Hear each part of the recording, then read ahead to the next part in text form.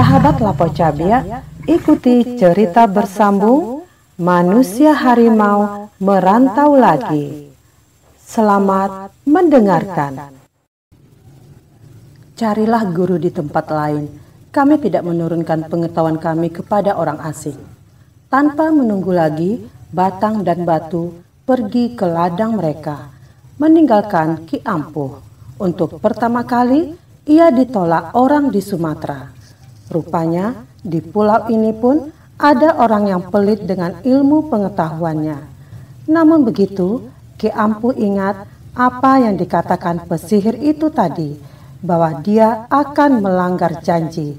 Padahal dia tidak bermaksud begitu. Dengan harapan yang dihampakan, ia meninggalkan Adian Konting menuju Tarutung dan Balige, di mana menurut penyelidikan yang dilakukannya, juga masih ada orang-orang tua yang punya kepandaian luar biasa. Tetapi sama halnya dengan di Adian Konting, maka di Tarutung dan Balige pun Ki Ampuh tidak memperoleh apa yang jadi tujuannya. Ada 2-3 orang pandai ditemuinya di sana, tetapi kesemuanya mengatakan tidak punya kepandaian apa-apa setelah mengetahui bahwa ia seorang pendatang dari Jawa. Rupanya orang-orang pintar itu tergolong pada kelompok yang tidak mau melepas kebolehannya kepada orang di luar Pulau Sumatera, atau bahkan tidak mau menurunkan kalau orang itu bukan orang Tapanuli sendiri. Kalau namanya orang Tapanuli, baik dari selatan, tengah, atau utara, maka seringkali ilmu itu diajarkan dengan syarat-syarat yang kadang-kadang hanya berupa beberapa pantangan, tetapi kadangkala juga harus dengan kerelaan mengorbankan apa yang amat disayang oleh si murid. Jahat orang-orang ini, kata Ki Ampuh pada dirinya sendiri, karena ia tidak mencapai tujuan. Pada waktu itu pun dia lupa bagaimana jahatnya dia dulu, sampai-sampai menganggap bahwa orang-orang pandai dari pulau lain tidak berhak untuk datang dan menunjukkan kebolehannya di Jawa. Waktu dia berkata demikianlah, tiba-tiba hadir di depannya Jalubuk yang ayah Erwin. "Apa juga lagi yang kau cari di Sumatera ini, Ki Ampuh?" tanyanya dengan amat mengejutkan Ki Ampuh. "Sudah cukup banyak yang kau miliki. Orang hidup tak boleh serakah. Kembalilah ke Jawa." Jalubuk menghilang kembali. Tetapi Ki Ampuh tidak menurut anjuran Jalubuk. Ia terus mengembara ke Tanah Karo yang juga menyimpan banyak ilmu kuno yang tak akan dipercaya oleh mereka yang tidak pernah mempersaksikannya. Di sebuah desa di pedalaman antara Kabanjahe dengan Brastagi, ia bertemu dengan seorang setengah baya yang dikenal dengan nama Langit Tua. Orangnya kumuh, hanya tinggal berduaan dengan anak laki-lakinya umur 10 tahun di sebuah rumah kecil dari bambu dan lalang. Di sekitar rumah ada kebun kol, wortel, dan sedikit lobak. Jangan dikira dia buta huruf. Kekumuhannya hanya karena pantang mandi lebih daripada sekali tiap 77 hari. Laki-laki yang setahunnya hanya 4 kali membersihkan diri dengan air itu dikenal oleh banyak orang sebagai salah seorang yang mempunyai berbagai ilmu hitam. Keampuhannya terkenal. Ia jarang menerima murid, tetapi selalu bersedia membantu orang yang meminta pertolongannya. Kebanyakan pengetahuannya itu bertujuan jahat, membalas dendam dengan berbagai macam cara. Tetapi selain itu dia juga mempunyai kekuatan yang amat berguna. Misalnya menyembuhkan orang-orang sakit yang disebabkan oleh perbuatan orang, mematahkan kekuatan ilmu orang lain. Ia dapat melakukan itu karena ia mempunyai kekuatan yang lebih daripada dukun-dukun jahat lain. Mungkin ada yang lebih kuat pula dari Langit Tua, tetapi sampai sekian jauh belum ada penyakit buatan yang tidak dapat disembuhkannya. Orang ini pun mempunyai ilmu pemanggil, semacam ilmu yang lebih kuat daripada ilmu pekasih lom-lom di Sibolga. Ia bisa menggoncang hati sasarannya selagi orang itu tinggal tak jauh lebih dari 777 batu dari tempatnya. Dari sinilah datangnya mandi hanya sekali dalam 77 hari itu. Sasaran itu boleh perempuan, boleh juga laki-laki. Langit tua dapat membuat pencuri mengembalikan barang yang telah dicurinya dari seseorang. Mantra-mantranya bisa menjadikan si pencuri gelisah, merasa kepanasan, dan tak dapat tidur. Yang diingatnya hanya orang yang punya barang. Akhirnya, ia harus mengembalikan barang itu kepada si pemilik.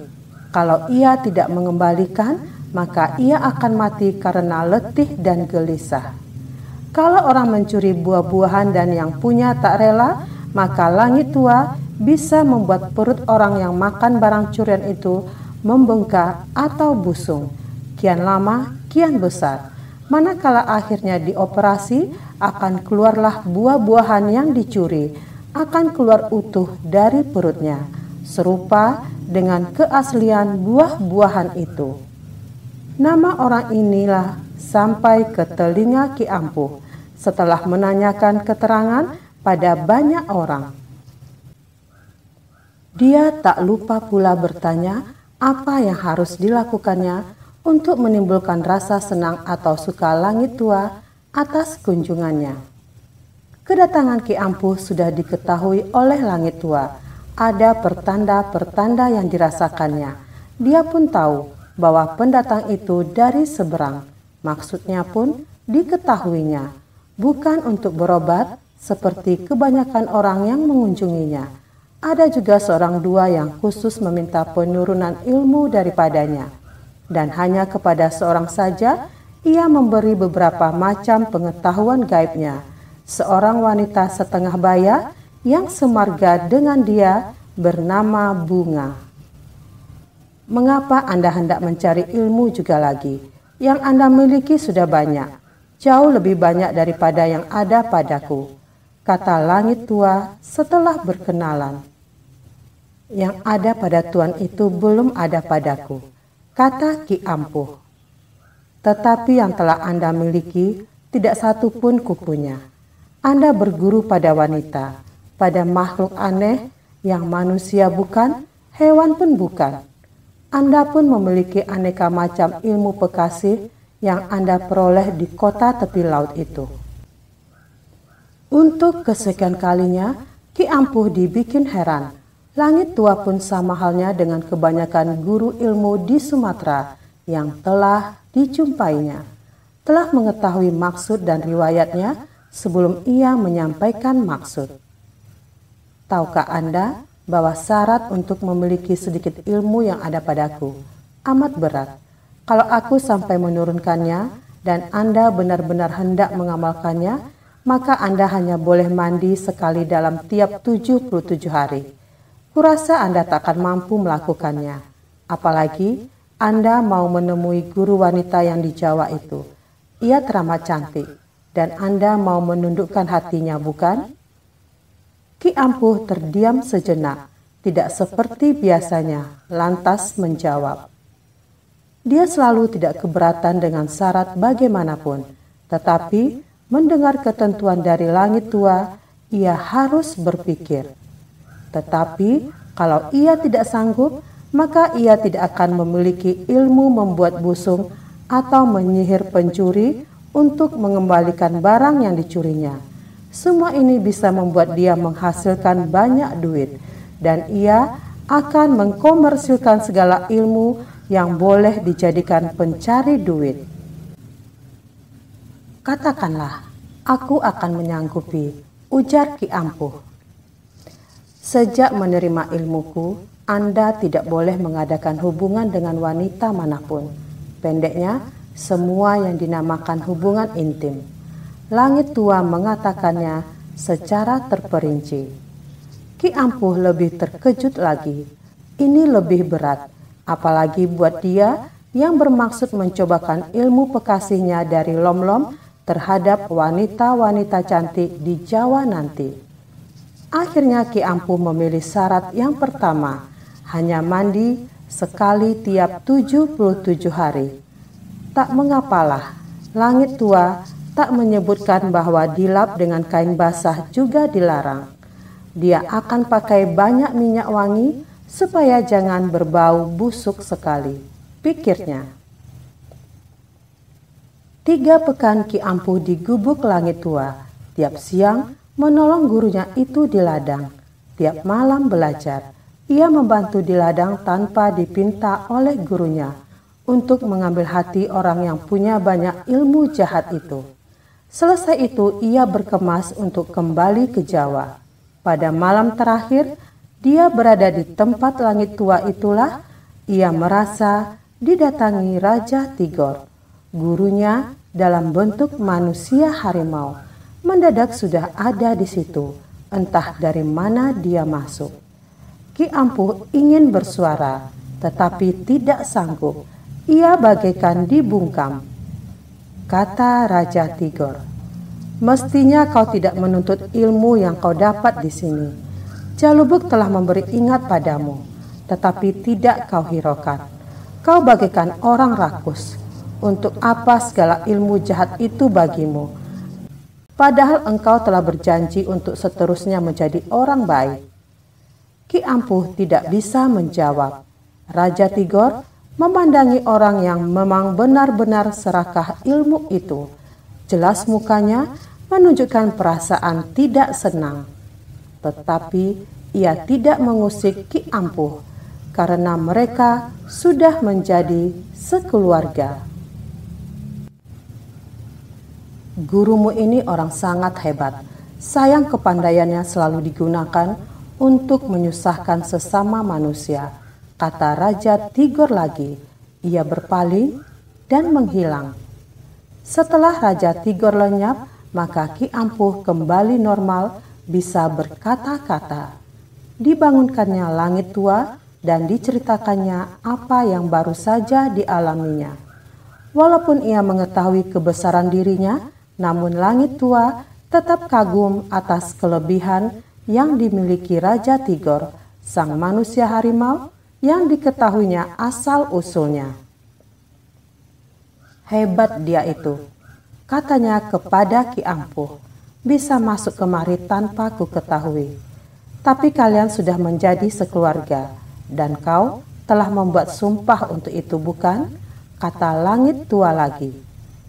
"Jangan jahati mereka, tentu kau tidak akan mereka sakiti." Raja Tigor, Jalubuk, dan manusia harimau muda yang anak Jalubuk, semua baik.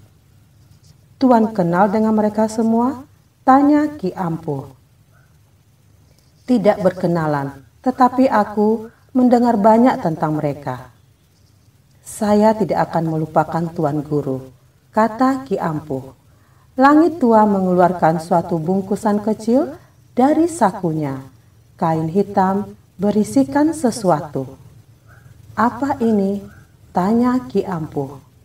"Bawalah, ia debataku, pelindung diriku siang dan malam, pagi dan petang, di waktu angin ribut maupun hujan besar. Kalau Anda sangat terdesak, elus-eluslah ia 3 kali. Panggil padanya Datu, kau akan terlepas dari bencana." Ki Ampuh yang mengetahui kekuatan dirinya masih juga mencium tangan Langit Tua yang dianggapnya tentu lebih ampuh dari dirinya sendiri. Beberapa hari kemudian, Ki Ampuh sudah berada di Jawa kembali.